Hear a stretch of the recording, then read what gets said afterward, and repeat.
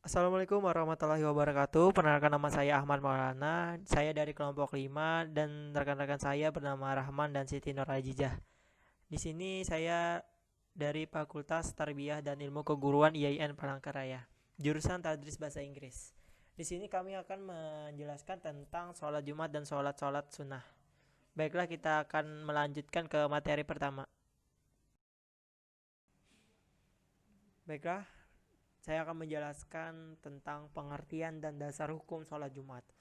1. Pengertian sholat Jumat. Sholat Jumat adalah aktivitas ibadah sholat wajib yang dilaksanakan secara berjamaah bagi lelaki muslim setiap hari Jumat yang menggantikan sholat zuhur. 2. Dasar hukum sholat Jumat. Dasar hukum kewajiban sholat Jumat adalah Al-Quran dan Sunnah Nabi Shallallahu Alaihi Wasallam. Di sisi lain, kalaulah akan merujuk kepada hadis Isra dan Miraj Nabi atau yang dinamakan Sidratul Muntaha. Hukum sholat Jumat. Hukum sholat Jumat fardu ain artinya kewajiban individu mukallaf kecuali 6 golongan, yaitu 1. Hamba sahaya dalam kurung budak belian, 2. Perempuan, 3. Anak kecil, 4. Orang sakit yang tidak dapat menghadiri Jumat, 5. Musafir, yakni orang yang sedang dalam perjalanan jauh, 6. Orang yang uzur Jumat seperti ada bencana alam atau bahaya. Syarat-syarat mendirikan sholat Jumat. Pelaksanaan sholat Jumat bisa menjadi sah jika memenuhi syarat-syarat berikut ini. Pertama, adanya khutbah. Khutbah Jumat mesti dengan 2 kali khutbah karena kebiasaan Rasulullah Shallallahu Alaihi Wasallam demikian adanya. Ini adalah pendapat mayoritas ulama, yaitu ulama Syafi'iyah, Malikiyah, dan Hambali. Ulama Syafi'iyah menambahkan bahwa khutbah Jumat bisa sah jika memenuhi 5 syarat. Yang pertama, ucapan puji syukur pada Allah. Yang kedua, sholawat kepada Rasulullah Shallallahu Alaihi Wasallam. Ketiga, wasiat takwa. Keempat, membaca satu dari ayat Al-Quran pada salah satu dari 2 khutbah. Kelima, doa kepada kaum muslimin dan khutbah kedua. Keenam, namun sebenarnya khutbah yang dituntunkan adalah yang sesuai dengan petunjuk Rasul Shallallahu Alaihi Wasallam. Di dalamnya berisi nasihat, motivasi, dan menjelaskan ancaman-ancaman terhadap suatu maksiat. Inilah hakikat khutbah. Jadi syarat di atas bukanlah syarat yang melazimkan. Baik, saya akan melanjutkan penjelasan dari teman saya, yaitu nomor 2, harus dilakukan dengan berjemaah. Di persyaratan demikian karena sholat Jumat bermakna banyak orang atau berjemaah, dan Rasulullah SAW selalu menunaikan sholat ini secara berjemaah. Bahkan hal ini menjadi ijma atau kata sepakat para ulama. Ulama Syafi'iyah dan Hambali memberi syarat 40 orang bisa disebut jemaah Jumat. Akan tetapi, menyatakan demikian harus ada dalil pendukung. Kenyataannya tidak ada dalil sejauh yang kami ketahui yang mendukung syarat ini, sehingga syarat disebut jamaah Jumat adalah seperti halnya jamaah salat lainnya, yaitu 1 orang jamaah dan 1 orang imam. Lihat Sahih Fikih Sunnah yang menyaratkan sholat Jumat bisa dengan hanya makmum dan seorang imam adalah ulama Hanafiyah. Baik, kita lanjut ke 3, mendapat izin yang layak ramai yang menyebabkan sholat Jumat masyhur atau tersiar. Sehingga jika ada seorang yang sholat di benteng atau istananya, ia menutup pintu-pintunya dan melaksanakan sholat bersama anak buahnya, maka sholat Jumat tidak sah. Dalil dari hal ini adalah karena diperintahkan adanya panggilan untuk sholat Jumat, sebagaimana dalam ayat yang artinya, hai orang-orang beriman, apabila diseru untuk menunaikan sholat Jumat, maka bersegeralah kamu kepada mengingat Allah. Quran Surah Al-Jumu'ah ayat ke-9. Panggilan ini menunjukkan sholat Jumat harus tersiar, tidak sembunyi-sembunyi meskipun dengan berjamaah. Lanjut keempat, jamaah sholat Jumat tidak lebih dari 1 di satu negeri atau kampung. Karena hikmah disyariatkan sholat Jumat adalah agar kaum muslimin berkumpul dan saling berjumpa. Hal ini sulit tercapai jika beberapa jamaah sholat Jumat di suatu negeri tanpa ada hajat. Imam Asy-Syafi'i, Imam Ahmad, dan pendapat masyhur di kalangan mazhab Imam Malik menyatakan bahwa terlarang berbilangnya jamaah sholat Jumat di suatu negeri atau kampung, besar atau kecil, kecuali jika ada hajat. Namun para ulama berselisih pendapat tentang balasan negeri tersebut. Ada ulama yang menyatakan batasnya adalah jika satu negeri terpisah oleh sungai atau negeri tersebut merupakan negeri yang besar sehingga sulit membuat satu jemaah Jumat.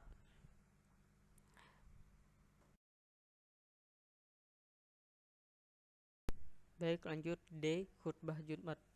Khutbah Jumat merupakan sebuah komponen yang penting dalam pelaksanaan sholat Jumat, sehingga bagi siapapun yang melaksanakan ritual mingguan ini seharusnya mengerti apa yang dimaksud dengan khutbah Jumat, terutama seorang yang mendapat tugas khutbah atau khotib.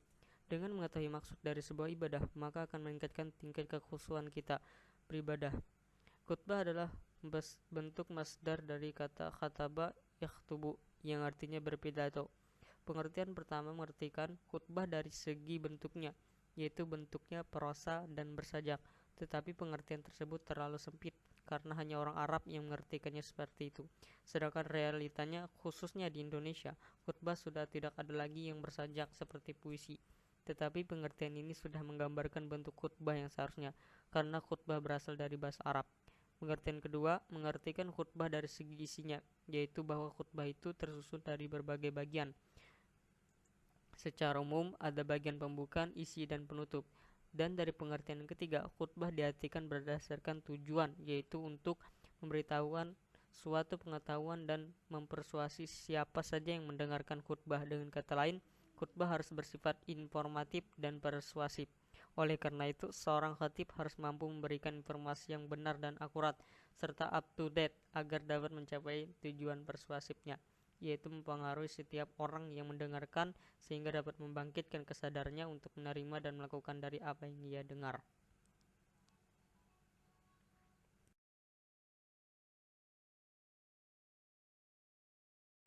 Baik, lanjut lagi, yaitu E. Tertinggal sholat Jumat. Para ulama telah bersepakat bahwa siapa yang tertinggal ikut sholat Jumat maka harus sholat 4 rakaat, yaitu sholat zuhur. Sedangkan batas apakah seorang itu bisa dikatakan masih ikut sholat Jumat atau tidak adalah minimal masih mendapat 1 rakaat bersama imam dalam sholat Jumat. Misal, pada sholat Jumat ada seorang terlambat, lalu dia ikut sholat bersama imam. Sedangkan saat itu imam sudah berada pada rakaat kedua tapi belum lagi bangun dan ruku. Maka bila makmum itu masih sempat ruku bersama imam, berarti dia telah mendapat 1 rakaat bersama imam. Dalam hal ini, dia mendapatkan sholat Jumat karena minimal ikut 1 rakaat.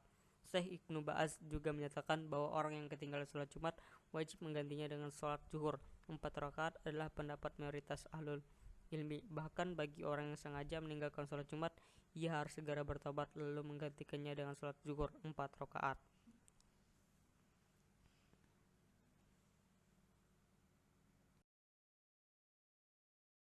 Lanjut, pengertian dan dasar hukum salat sunnah.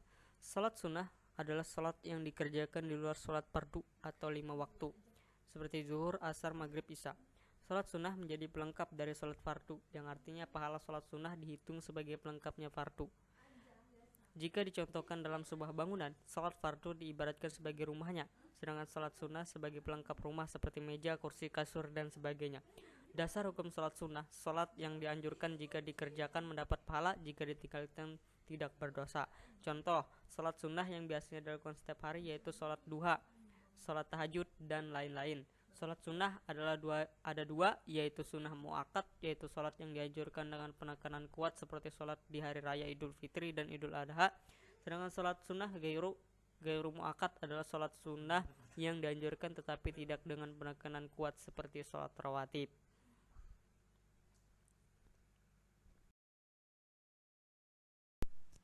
Baik, saya akan melanjutkan pembahasan materi dari teman saya. Selanjutnya yaitu G, sholat sunnah. Sholat sunnah yang kami temukan dalam berbagai macam sumber referensi kitab fikih, paling tidak jumlahnya ada sekitar 33 macam jenis sholat sunnah, dan akan dijelaskan 5 sholat sunnah dari 33 sholat sunnah tersebut.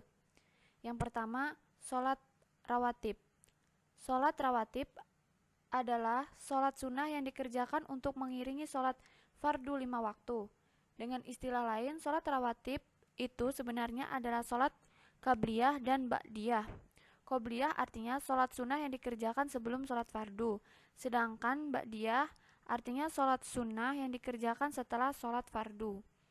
Salah satu hikmah disunahkannya sholat rawatib adalah untuk menutupi kekurangan yang ada pada saat sholat fardu seperti kurang khusyuk.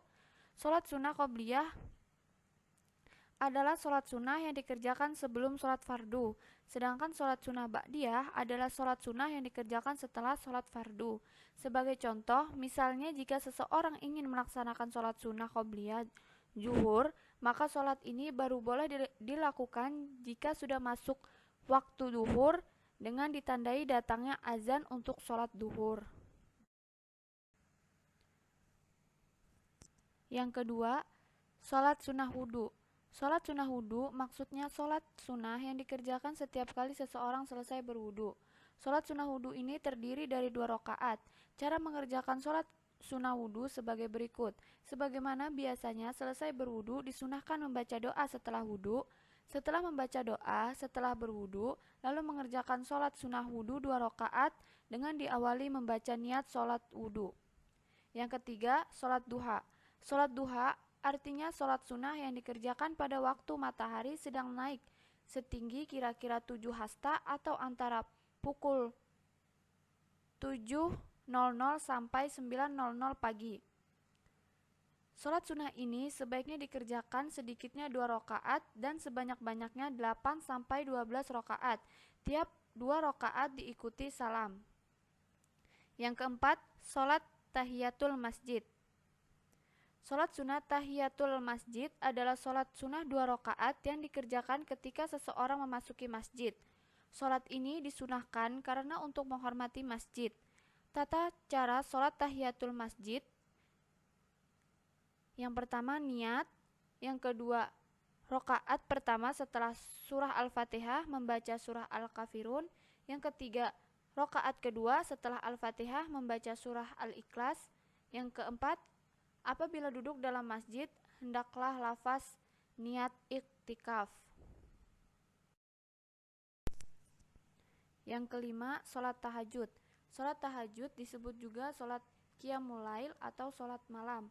Adalah sholat sunnah yang dikerjakan pada waktu malam, dimulai selepas isya sampai menjelang subuh setelah tidur sejenak. Sholat tahajud dikerjakan 2 rakaat dan sebanyak-banyaknya, tidak terbatas, atau setiap 2 rakaat 1 kali salam. Pembagian keutamaan waktu sholat tahajud: yang pertama sepertiga malam, kira-kira mulai jam 19.00 sampai 22.00. Yang kedua sepertiga malam, kira-kira mulai dari jam 22.00 sampai jam 1.00. Yang ketiga sepertiga malam, kira-kira dari jam 1.00 sampai dengan masuknya waktu subuh.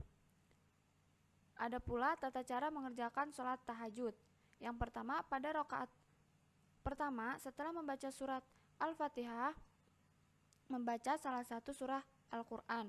Yang kedua, sama saja dengan rakaat yang pertama, setelah membaca Al-Fatihah, membaca surah Al-Quran dan diakhiri dengan salam.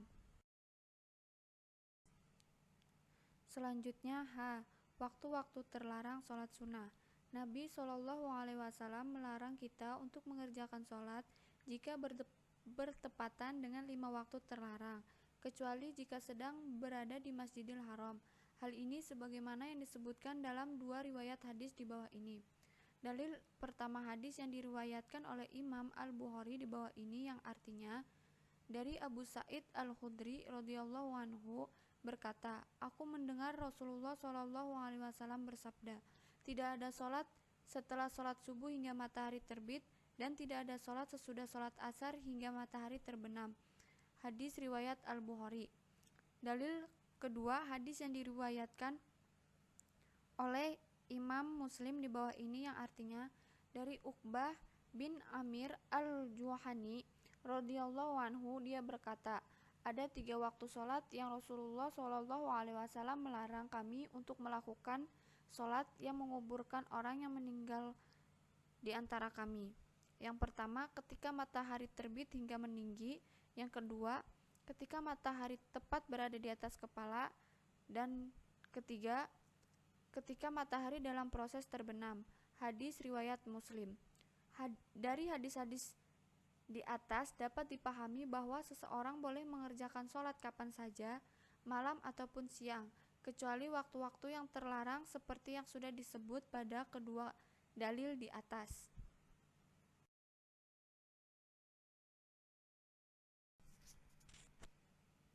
Sekian pembahasan materi dari kelompok kami. Kurang dan lebihnya kami mohon maaf. Wabillahi taufik wal hidayah. Wassalamualaikum warahmatullahi wabarakatuh.